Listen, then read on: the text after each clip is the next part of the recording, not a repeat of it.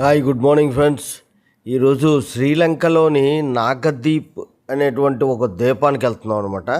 శ్రీలంకే ద్వీపం, ఆ ద్వీపంలో మళ్ళీ వేరొక ద్వీపం అనమాట. అంటే శ్రీలంక నుండి వేరొక ఐలాండ్కి వెళ్తున్నారు. ఈ ఐలాండ్కి మధ్యలో సీకి అటు ఇటు సముద్రం ఉంటే మధ్యలో రోడ్డు ఒకటి ఫార్మ్ చేశారు.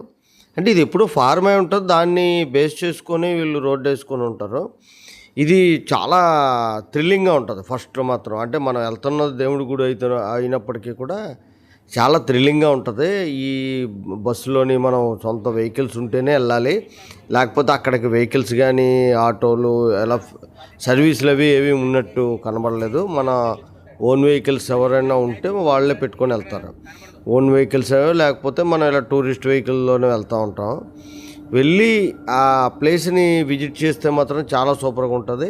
అండ్ ఇది సెంటిమెంటల్గా కూడా బౌద్ధుల తాలూకా ఆరామాలయం అనమాట. అంటే బౌద్ధులకి ప్రపంచవ్యాప్తంగా 16 పీఠాలు, మనం ఎలాగైతే శక్తి పీఠాలు 16, 18 శక్తి పీఠాలు అనుకుంటామో అలాగే 16 ఇంపార్టెంట్ బుద్ధా టెంపుల్స్ ఉన్నాయన్నమాట. అందులో ఈ నాగదీప్ టెంపుల్ ఒకటి. ఇవి ఈ సముద్రం మధ్యలో వేసినటువంటి రోడ్డు ద్వారానే అక్కడికి చేరుకుంటారు. ఇది టూరిస్టు వాళ్ళు చెప్పకపోతే మనకు పెద్దగా తెలియదు ఇవన్నీ కూడా. అక్కడికి వెళ్ళిన తర్వాత ఖచ్చితంగా ఒక టూరిస్ట్ గైడ్ని పెట్టుకోవాలి. ఆ గైడ్ ద్వారా వాళ్ళే వెహికల్స్ అవి బుక్ చేసి వాళ్ళే తీసుకెళ్ళి మళ్ళీ జాగ్రత్తగా తీసుకొస్తారు. ఎందుకంటే ఇక్కడ రోడ్డు ట్రాన్స్పోర్ట్ పూర్తయిన తర్వాత మనకి సీ ఉంటుంది. సీలో మళ్ళీ జర్నీ చేయవలసి ఉంటుంది. ఎందుకంటే శ్రీలంక నుండి ఒక కొద్ది దూరంలో ఉన్నటువంటి ద్వీపంలో ఈ కన్స్ట్రక్షన్ అనేటువంటి జరిగింది.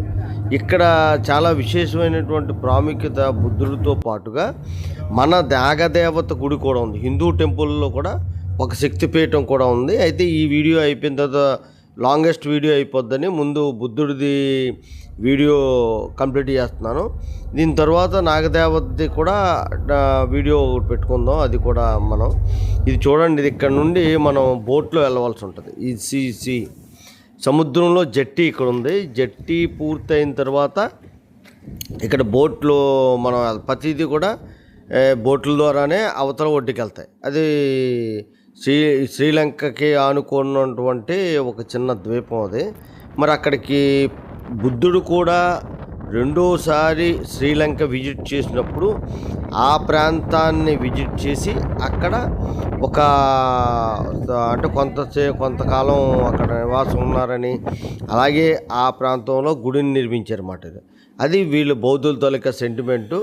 మనం ఎక్కడికి వెళ్ళాలన్నది చూడండి, చూపిస్తాను. ఇది ఒక 15 to 20 minutes జర్నీ ఉంటుంది. ఒకసారి హాఫ్ అన్ అవర్ పడుతుంది. సీ తాలూకా వాతావరణం బట్టి, అక్కడ ఉన్నటువంటి పరిస్థితులు బట్టి ఇది చాలా బాగుంటుంది. ఎందుకంటే బౌద్ధులకి చాలా ఇష్టమైనటువంటి ప్రదేశాలు, అలాగే భక్తి పరంగా కూడా, అంటే సెంటిమెంటల్ పరంగా కూడా వాళ్ళు ఖచ్చితంగా చూడవలసినటువంటి ఇది. అందువల్ల హిందువులు కూడా అందరూ కామన్గా బౌద్ధ ఆరామాలయకు వస్తూ ఉంటారు.